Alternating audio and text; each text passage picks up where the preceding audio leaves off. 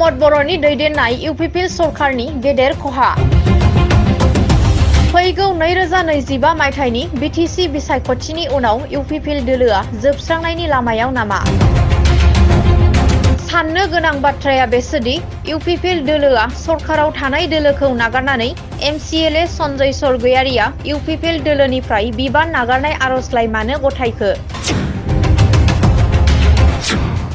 सरकार दं, गोहो दं, चिफ दं, एमसिएलए आरो इएम दं इउपिपिएल हान्जायाव, नाथाय मा जाहोननि थाखाय नागारखो दासिमबो गुवारै मोनथिनाय जायाखै।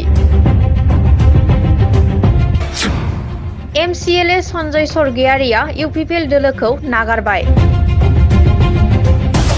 36 नं हरिसिंगा बियाबनि प्रमद बर'जों दैदेनजानाय इउपिपिएल राजखान्थि हान्जानि बिजाथिमोन सन्जय सरगयारिया।